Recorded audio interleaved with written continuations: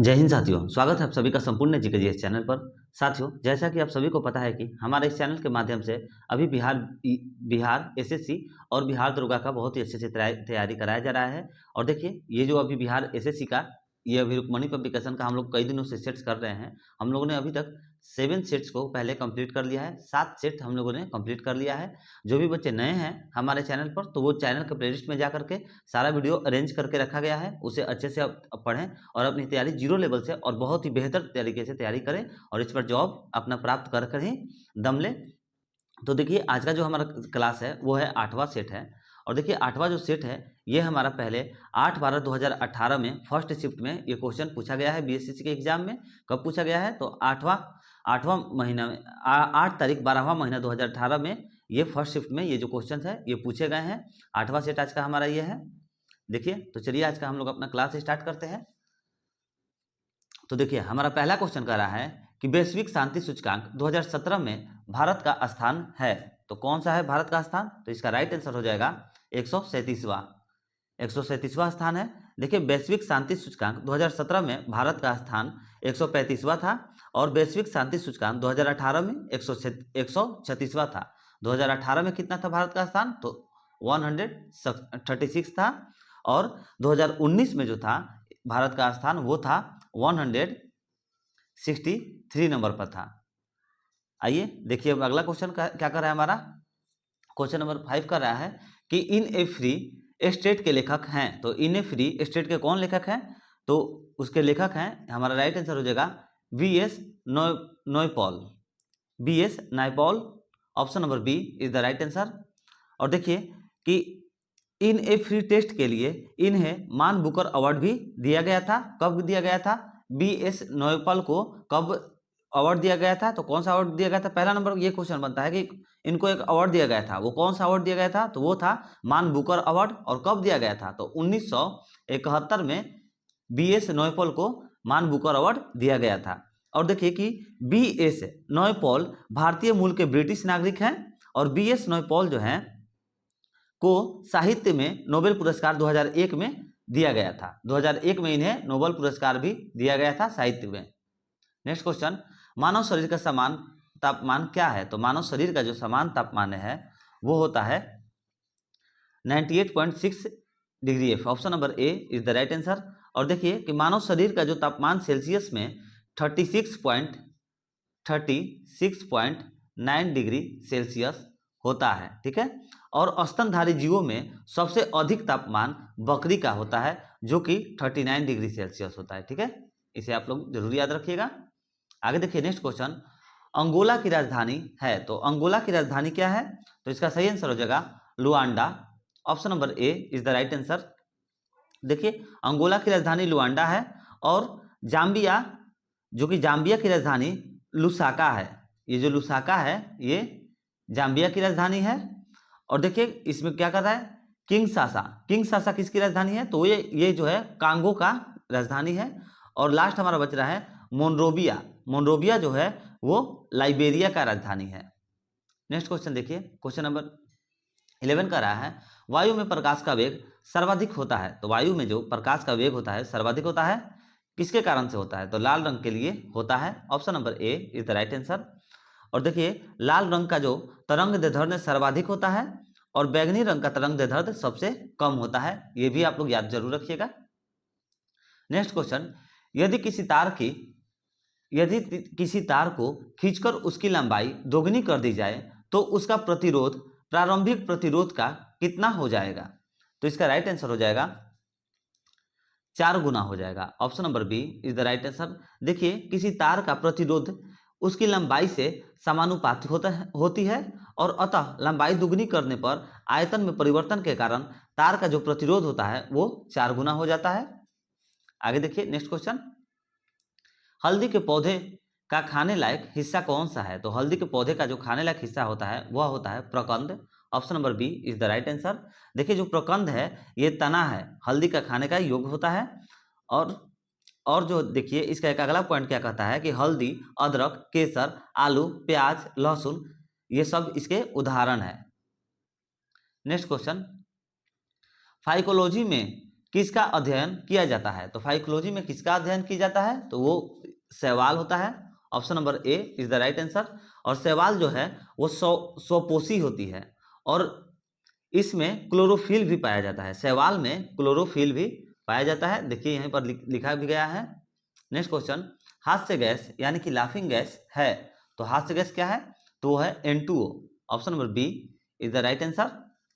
देखिए इसका उपयोग कब किया जाता है? तो इसका जो उपयोग किया जाता है भीड़ को हटाने के लिए तथा चिकित्सा आदि में किया जाता है।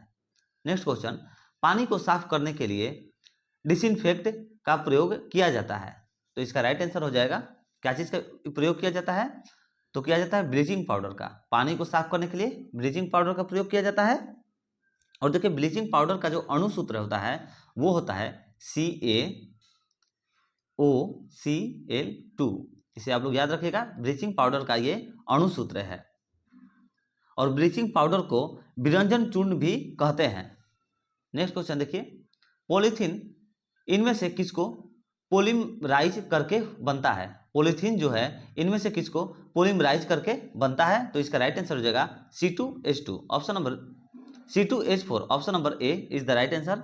C2H4 से पोलिमराइज करके पॉलीथीन का निर्माण होता है और एथिलीन का बहुल्य पॉलीथीन है।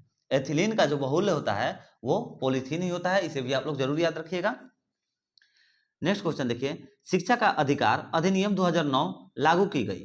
तो शिक्षा का अधिकार अधिनियम 2009 जो है वो कब लागू की गई? तो अप्रैल 2010 में लागू की गई। Option number C is the right answer. और देखिए 1 अप्रैल 2010 से शिक्षा का अधिकार कानून लागू किया गया था और शिक्षा नीति 1968 में लाया गया था। शिक्षा नीति कब लाया गया था? तो 1968 में लाया गया था, इसे याद रखिएगा। और देखिए नई शिक्षा नीति 1986 ईस्वी में लाया गया। नई शिक्षा नीति जो है 1986, बिल्कुल इसके विपरीत 1968 यहाँ पर है और यहाँ पर 86 है, 86। नेक्स्ट क्वेश्चन, क्लोरोफिल में कौन सा तत्व पाया जाता है? तो क्लोरोफिल में कौन सा तत्व पाया जाता है? तो इसका राइट आंसर हो जाएगा magnesium. Option number C is the right answer. देखिए क्लोरोफिल में मैग्नीशियम तत्व पाया जाता है और क्लोरोफिल के केंद्र में Mg का परमाणु होता है। क्लोरोफिल 4 प्रकार के होते हैं, ये जरूर याद रखिएगा। क्लोरोफिल कितने प्रकार के होते हैं? तो 4 प्रकार के होते हैं। और आगे देखिए कि क्लोरोफिल जो है वो पत्तियों का हरा भाग है जो प्रकाश संश्लेषण में भाग लेता है। ठीक है, नेक्स्ट क्वेश्चन देखिए, भारत के किस गवर्नर जनरल में व्यापकता का सिद्धांत की नीति को प्रस्तुत किया था? तो किसने किया था? तो इसका राइट आंसर हो जाएगा लॉर्ड डलहौजी ने। Option number C is the right answer. Bharat के लॉर्ड डलहौजी ने व्यापकता का सिद्धांत की नीति को प्रस्तुत किया था और व्यापकता का जो सिद्धांत है वो 1848 ईस्वी में, कब? 1848 ईस्वी में डलहौजी के द्वारा लाया गया था। नेक्स्ट क्वेश्चन देखिए, भारतीय प्रतिभूत और विनिमय बाजार का मुख्यालय कहाँ पर है? तो भारतीय प्रतिभूत और विनिमय बाजार का मुख्यालय जो है वो कहाँ पर है? तो इसका राइट आंसर हो जाएगा ऑप्शन नंबर डी, मुंबई में है। देखिए कि भारतीय प्रतिनिधि और विनिमय बोर्ड का जो मुख्यालय है वो मुंबई में स्थित है। आगे देखते हैं नेक्स्ट पॉइंट क्या कहता है हमारा।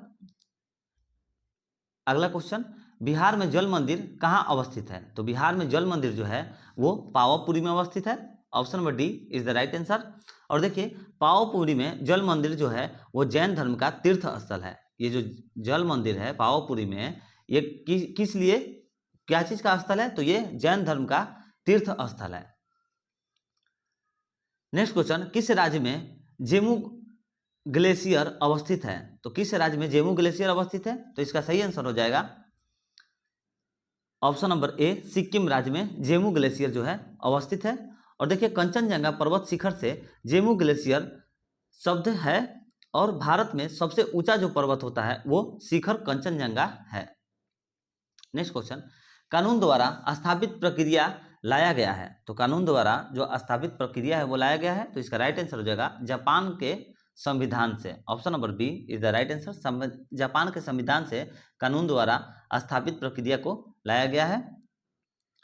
और देखिए कि भारत के जो कानून का शासन है वो ब्रिटेन से लाया गया है। भारत में जो कानून का शासन है वो ब्रिटेन से लाया गया है और प्रस्तावना की जो भाषा है वो ऑस्ट्रेलिया से लाया गया है। नेक्स्ट क्वेश्चन, बिहार में सेवा का अधिकार अधिनियम कब लागू हुआ? तो बिहार में जो सेवा का अधिकार अधिनियम कब लागू हुआ? तो इसका राइट आंसर हो जाएगा क्वेश्चन नंबर 36 का आंसर क्या होगा कि 15 अगस्त 2011 को बिहार में सेवा का अधिकार अधिनियम 15 अगस्त 2011 को लाया गया था, लागू किया गया था। नेक्स्ट क्वेश्चन देखिए, वायु प्रदूषण का संकेतक किसे माना जाता है? तो वायु प्रदूषण का संकेतक जो लाइकेन को माना जाता है। Option number C is the right answer. देखिए लाइकेन जो है वो सहजीविता का उदाहरण है और लाइकेन से लिटमस पेपर का निर्माण किया जाता है। लाइकेन से, देखिए फिर से आप लोगों को बता दें कि लाइकेन से लिटमस पेपर का निर्माण किया जाता है, इसे आप लोग जरूर याद रखिएगा, लाइकेन से लिटमस पेपर का निर्माण किया जाता है। नेक्स्ट क्वेश्चन, मोटर कार के हेडलाइट में किसका प्रयोग किया जाता है? तो मोटर कार के हेडलाइट में जो है अवतल दर्पण का प्रयोग किया जाता है। Option number B is the right answer. अवतल दर्पण का प्रयोग मोटर कार में के हेडलाइट में किया जाता है। नेक्स्ट क्वेश्चन देखिए कि व्यास सम्मान 2017 में किसे सम्मानित किया गया? तो किसे सम्मानित किया गया है? तो इसका सही आंसर हो जाएगा Mamta Kalia. Option number C is the right answer. Mamta Kalia को व्यास सम्मान 2017 में सम्मानित किया गया है। और 2018 में व्यास सम्मान जो हुआ था इसमें किसे किया गया है? तो इसमें लीलाधर जगुड़ी को दिया गया है। और यह पुरस्कार जो है व्यास सम्मान जो है यह पुरस्कार कब? तो 1991 से दिया जाता है। ठीक है, नेक्स्ट क्वेश्चन देखिए, क्वेश्चन नंबर 43 कह रहा है कि बिहार के किस नृत्य की समानता गुजरात के गरबा से है? बिहार के किस नृत्य की समानता जो गुजरात के गरबा से है? तो इसका सही आंसर हो जाएगा ऑप्शन नंबर डी झिझिया से है। बिहार का झिझिया नृत्य की समानता जो है गुजरात के गरबा नृत्य से है। और गुजरात के जो डांडिया और गरबा नृत्य की तरह झिझिया नृत्य नवरात्र पर किया जाने वाला एक नृत्य है। नेक्स्ट क्वेश्चन, भारत में कौन सी पार्टी मान्यता प्राप्त राष्ट्रीय पार्टी नहीं है? तो इसका राइट आंसर हो जाएगा Samajwadi party. Option number C is the right answer. देखिए समाजवादी पार्टी की स्थापना जो की गई थी वो 1992 में किया गया था। नेक्स्ट क्वेश्चन, प्लाज्मा का मुख्य अवयव है? तो प्लाज्मा का जो मुख्य अवयव है वो हो जाएगा जल। Option number D is the right answer. Plasma का मुख्य अवयव क्या है? तो जल है। और यह रक्त का जो प्लाज्मा है यह रक्त का अजीवल तरल भाग होता है और रक्त का लगभग 55% भाग प्लाज्मा होता है। रक्त का लगभग 55% भाग जो है प्लाज्मा होता है और प्लाज्मा का लगभग 90% भाग जो है वो जल होता है। प्लाज्मा का 90% भाग जल होता है। नेक्स्ट क्वेश्चन, बिहार में होम रूल लीग के अध्यक्ष कौन थे? तो होम रूल लीग के जो अध्यक्ष थे वो थे Maulana Mazharul Haque. Option number C is the right answer. Maulana Mazharul हक को फकीर कहा जाता है। और बिहार होम रूल लीग की स्थापना कब हुई थी? तो 1916 ईस्वी में किया गया था। इसे आप लोग जरूर याद रखिएगा। बिहार में होम रूल लीग की स्थापना दिसंबर 1916 ईस्वी में किया गया था। और बिहार होम रूल लीग की स्थापना पटना में किया गया था। पहली बार कहाँ पर किया गया था बिहार में? तो पटना में किया गया था। यह भी आप लोग याद रखिएगा, पटना में किया गया था। नेक्स्ट क्वेश्चन देखिए, नेक्स्ट क्वेश्चन कह रहा है हमारा चंद्रमा से पृथ्वी की औसत दूरी क्या है? तो जो चंद्रमा से पृथ्वी की औसत दूरी है वो है 3,84,365 kilometre. Option number A is the right answer. Next question देखिए, वह महिला जो Indian national army Azad Hind फौज में शामिल हुई है थी तो कौन सी है जो कि आजाद हिंद फौज में शामिल हुई थी? तो इसका राइट आंसर हो जाएगा Lakshmi Sahgal. Option number B is the right answer, Lakshmi Sahgal. देखिए लक्ष्मी सहगल झांसी रेजिमेंट की कमांडर थी और लक्ष्मी सहगल राष्ट्रपति का चुनाव लड़ने वाली भारत की प्रथम महिला थी। नेक्स्ट क्वेश्चन, दिए गए विकल्पों में से फीमेल शब्द ज्ञात करें। देखिए यहाँ पर बोल रहा है कि फीमेल शब्द को ज्ञात करना है, मतलब कि अलग कौन सा है। देखिए ऐसे तो ये रीजनिंग का सवाल होना चाहिए मगर यहाँ पर है तो इसे हम लोग सॉल्व कर देते हैं कि इसका राइट आंसर हो जाएगा carbon. Option number A is the right answer, carbon. देखिए अंश अभी जो तत्व हैं, ये जो तीनों जो तत्व हैं ये कार्बनिक ठोस हैं, अतः और सब भिन्न हैं। आगे देखिए नेक्स्ट क्वेश्चन, भारत में कौन सी पंचवर्षीय योजना हेराल्ड डोमर मॉडल पर आधारित है? तो कौन सी पंचवर्षीय योजना हेराल्ड डोमर मॉडल पर आधारित है? वो है प्रथम पंचवर्षीय योजना। Option number A is the right answer. और देखिए कि प्रथम पंचवर्षीय योजना जो है 1951 से 1956 तक की अवधि में चलाया गया था। 1951 से लेकर के 1956 तक प्रथम पंचवर्षीय योजना को चलाया गया था। इसे आप लोग जरूर याद रखिएगा। और प्रथम पंचवर्षीय योजना का मॉडल रूसी विद्वानों के द्वारा बनाया गया था। नेक्स्ट क्वेश्चन देखिए, राष्ट्रीय प्रतिरक्षा विज्ञान संस्था कहाँ अवस्थित है? तो राष्ट्रीय प्रतिरक्षा विज्ञान संस्था जो है वो कहाँ पर अवस्थित है? तो इसका राइट आंसर हो जाएगा नई दिल्ली में अवस्थित है। Option number C is the right answer. Next question, किस देश ने फीफा अंडर 17 वर्ल्ड कप का 2017 में जीता था? तो किस देश ने जीता था? तो इंग्लैंड ने। Option number C is the right answer. देखिए, इंग्लैंड ने फीफा अंडर 17 वर्ल्ड कप 2017 में जीता है और इंग्लैंड ने स्पेन को हरा करके ये जो है फीफा अंडर 17 वर्ल्ड कप 2017 में जीता था। और एक पॉइंट अभी देख लीजिए जो कि करेंट से मिलता जुलता है कि फीफा अंडर 17 वर्ल्ड कप 2021 के विजेता ब्राजील है। 2021 का जो अभी विजेता है वो है ब्राजील और इंग्लैंड जो है वो 2017 का विजेता है। नेक्स्ट क्वेश्चन, वायुमंडल में कार्बन डाइऑक्साइड का प्रतिशत क्या है? तो वायुमंडल में कार्बन डाइऑक्साइड का जो प्रतिशत है वो है 0.03%। Option number D is the right answer. और देखिए, वायुमंडल में आर्गन की मात्रा 0.93% है। वायुमंडल में आर्गन की मात्रा 0.93% है, आर्गन की मात्रा होती है। नेक्स्ट क्वेश्चन, वनस्पति घी के निर्माण में क्या प्रयोग किया जाता है? तो वनस्पति घी के निर्माण में क्या चीज का प्रयोग किया जाता है? तो इसका राइट आंसर हो जाएगा हाइड्रोजन का प्रयोग किया जाता है वनस्पति घी के निर्माण में। और देखिए, हाइड्रोजन के द्वारा वनस्पति घी के निर्माण की प्रक्रिया को हाइड्रोजनीकरण कहते हैं। नेक्स्ट क्वेश्चन, इंद्रावती बाघ रिजर्व कहाँ है? तो इंद्रावती जो बाघ रिजर्व है वो है छत्तीसगढ़ में। Option number C is the right answer.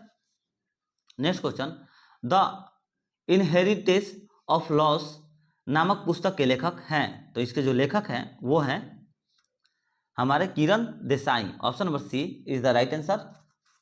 The inheritance of loss के जो पुस्तक के लेखक हैं वो हैं Kiran Desai. Option number C is the right answer. Next question, राष्ट्रीय हरित न्यायाधिकरण की स्थापना हुई? तो राष्ट्रीय जो हरित न्यायाधिकरण की स्थापना कब हुई थी? तो इसका राइट आंसर हो जाएगा 2010 में हुई थी। Option number B is the right answer. Next question, Bharat में कोयले का सबसे बड़ा उत्पादक राज्य कौन है? तो भारत में जो सबसे बड़ा कोयले का उत्पादक राज्य है वो है Jharkhand. Option number B is the right answer. Next question, solder मिश्रण है? तो सोल्डर जो मिश्रण है वो है, इसका क्या आंसर हो जाएगा? तो इसका सही आंसर हो जाएगा टीन एवं सीसा। Option number A is the right answer. Solder जो है वो टीन एवं सीसा का मिश्रण है। नेक्स्ट क्वेश्चन देखिए, मटर का मार्स रोग किसके कमी से होता है? तो मटर का जो मार्स रोग होता है वो किसके कमी से होता है? तो इसका राइट आंसर हो जाएगा मैग्नीज के कमी से होता है। Option number C is the right answer. Next question, एकीकृत ऊर्जा विकास कार्यक्रम का मुख्य उद्देश्य क्या है? तो कार्यक्रम का जो मुख्य उद्देश्य है इसका सही आंसर हो जाएगा एकीकृत ऊर्जा विकास का जो कार्यक्रम का मुख्य उद्देश्य है वो है दूरस्थ क्षेत्रों में ऊर्जा सुनिश्चित करना। Option number D is the right answer. Next question देखिए कि तारपीन का तेल निकाला जाता है। तो तारपीन का जो तेल है वो चीड़ से निकाला जाता है। Option number B is the right answer. और जो चीड़ है वो जिम्नोस्पर्म पौधा है। कौन सा है? जिम्नोस्पर्म पौधा है। नेक्स्ट क्वेश्चन, क्वेश्चन नंबर 92 कह रहा है हमारा कि हर घर बिजली योजना बिहार सरकार द्वारा शुरू किया गया। तो कब शुरू किया गया था? तो इसे 2016 में शुरू किया गया था। तो कौन से 2016 में? तो नवंबर 2016 में शुरू किया गया था। Option number D is the right answer. Next question, दूध एक उदाहरण है। तो दूध एक उदाहरण है, क्या चीज का उदाहरण है? तो ये है पायस का उदाहरण है। दूध जो है ये पायस का उदाहरण है। इसे आप लोग जरूर याद रखिएगा, ये क्वेश्चन कई बार पूछा गया है। नेक्स्ट क्वेश्चन, बुद्ध के जन्म का प्रतीक क्या है? तो बुद्ध के जन्म का जो प्रतीक है वो होगा कमल और सांड। Option number A is the right answer. Buddha के जन्म का प्रतीक कमल और सांड है। नेक्स्ट क्वेश्चन, अपने पद से इस्तीफा देने वाले प्रथम भारतीय प्रधानमंत्री कौन थे? तो अपने पद से जो इस्तीफा खुद दिए थे वो थे हमारे जो कि भारत के प्रथम भारतीय प्रधानमंत्री थे वो थे Morarji Desai. Option number B is the right answer, Morarji Desai थे।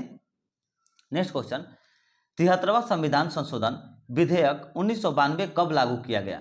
तो 73वां संविधान संशोधक जो है विधेयक 1992 कब लागू किया गया था? तो वो लागू किया था 24 अप्रैल 1993 में लागू किया गया था। और देखिए 22 दिसंबर 1992 को लोकसभा में और 23 दिसंबर 1992 को राज्यसभा में क्रमशः 73वां और 74वां संविधान संशोधन विधेयक पारित हो गया था। नेक्स्ट क्वेश्चन देखिए, क्वेश्चन नंबर 136 कह रहा है हमारा कि रॉलेट एक्ट के संबंध में किसने कहा था कि इस एक्ट में अपील, वकील और दलील की व्यवस्था का अंत कर दिया गया? तो किसने कहा था? ये कहा था मोतीलाल नेहरू ने ये कहा था। Option number B is the right answer. देखिए मोतीलाल नेहरू ने कहा था कि रॉलेट एक्ट में अपील, वकील और दलील की व्यवस्था का अंत कर दिया गया। और मार्च 1918 को रॉलेट एक्ट के पास हुआ था। मार्च 1918 को रॉलेट एक्ट जो है वो पास हुआ था और इसके तहत बिना सबूत के ही किसी को भी पकड़कर जेल भेज दिया जाता था। इसके तहत बिना सबूत के ही किसी को भी पकड़ के जेल भेज दिया जाता था। नेक्स्ट क्वेश्चन, सिकंदर लोदी ने बिहार का अभियान किस वर्ष किया था? तो सिकंदर लोदी ने बिहार का जो अभियान किया था वो किया था 1504 ईस्वी में। Option number B is the right answer. और देखिए कि लोदी वंश के संस्थापक बहलोल लोदी था और दिल्ली सल्तनत का अंतिम जो वंश था वो लोदी वंश था और लोदी वंश का अंतिम शासक इब्राहिम लोदी था। और एक पॉइंट याद रखिएगा कि भारत में प्रथम अफगान साम्राज्य की स्थापना बहलोल लोदी ने ही किया था। नेक्स्ट क्वेश्चन, 1857 की क्रांति में पटना में विद्रोह का नेतृत्व किसने किया? तो 1857 की क्रांति में पटना में विद्रोह का जो नेतृत्व किया था वो किसने किया था? तो इसका राइट आंसर हो जाएगा पीर अली ने किया था। देखिए 1857 के क्रांति में शहीद होने वाला प्रथम व्यक्ति जो था वो थे मंगल पांडे थे। और एक पॉइंट याद रखिएगा कि बिहार में विद्रोह की शुरुआत 12 जून, बिहार में जो विद्रोह का शुरुआत हुआ था वो हुआ था 12 जून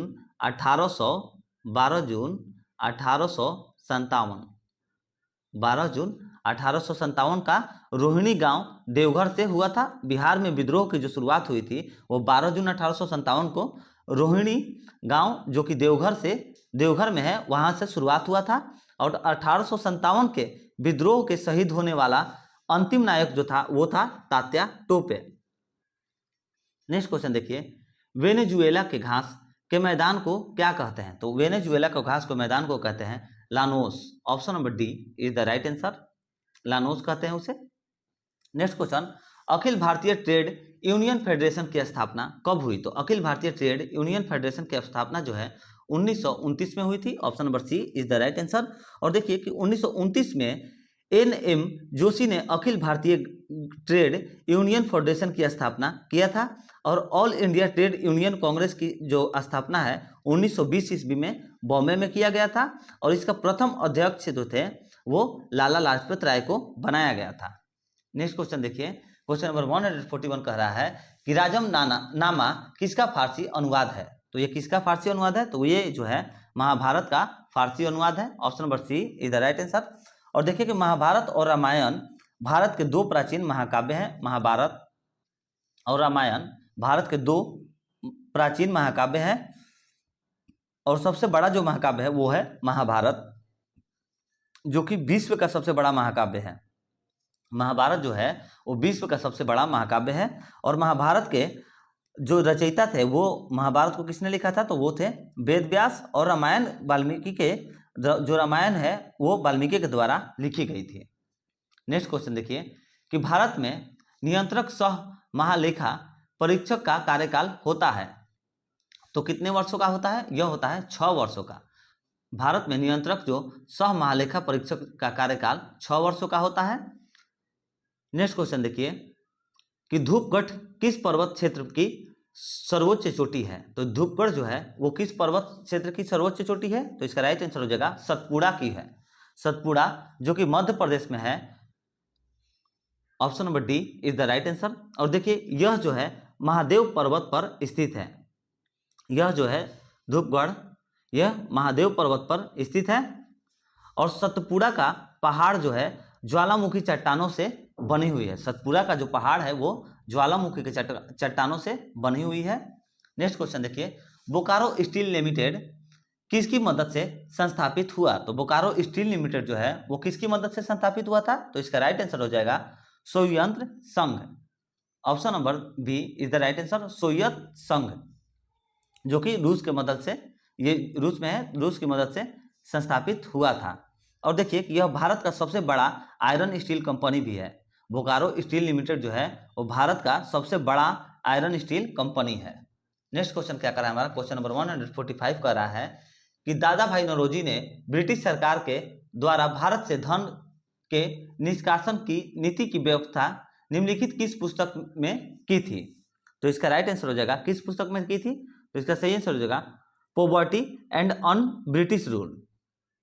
option number B is the right answer, poverty and un British rule in India. देखिए poverty and un British rule in India में दादा भाई नौरोजी ने ब्रिटिश सरकार के द्वारा भारत से धन के निष्कासन की नीति का व्याख्या की थी। और इसका अगला पॉइंट कह रहा है कि धन निकासी सिद्धांत दादा भाई नौरोजी द्वारा किया गया था। और दादा भाई नौरोजी जो थे वो प्रथम भारतीय हैं जिन्होंने भारत के प्रति व्यक्ति आय का निर्धारण किया था। और दादा भाई नौरोजी को आधुनिक भारत का प्रथम अर्थशास्त्र भी माना जाता है।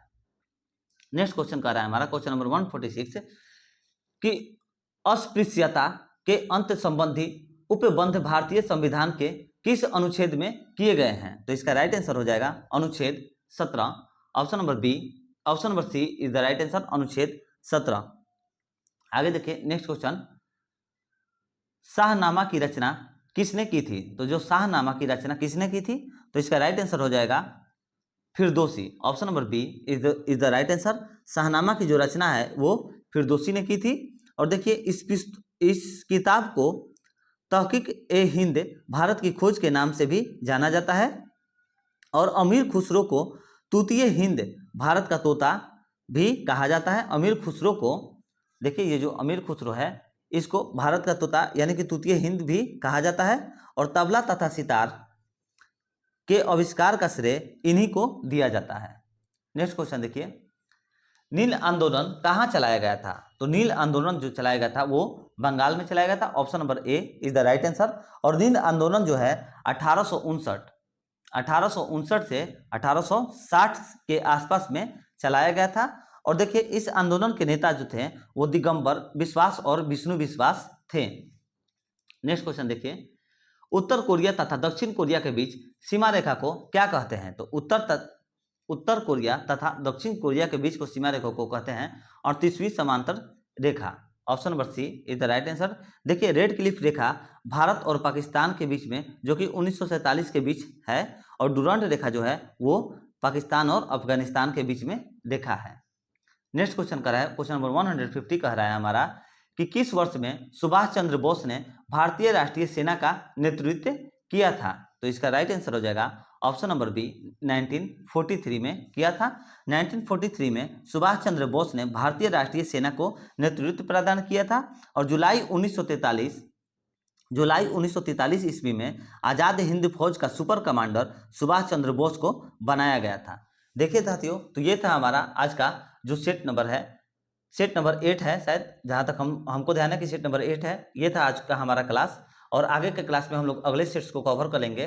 तो साथियों, अगर आप लोगों को वीडियो पसंद आता है तो प्लीज़ वीडियो को लाइक करें और जितना शेयर हो सकता है उतना शेयर करिए। हमें भी अभी बच्चों सपोर्ट की ज़रूरत है, तो प्लीज़ हमें भी सपोर्ट करें ताकि हम भी आने वाले समय में आप लोगों के लिए लाइव क्लासेस ले पाए। क्योंकि हमें ये जो ऑफलाइन क्लासेस है ना, इसकी आदत नहीं है। हम आप लोगों को लाइव क्लासेस लेने के लिए तैयार हैं। तो आप लोग अगर हमें जितना जल्दी सपोर्ट करके हमारे चैनल को ग्रो करिएगा, हम आप लोगों के लिए उतना ही जल्दी लाइव क्लासेस की तैयारी करके रखे हुए हैं और आप लोगों को लाइव क्लासेस लिया जाएगा।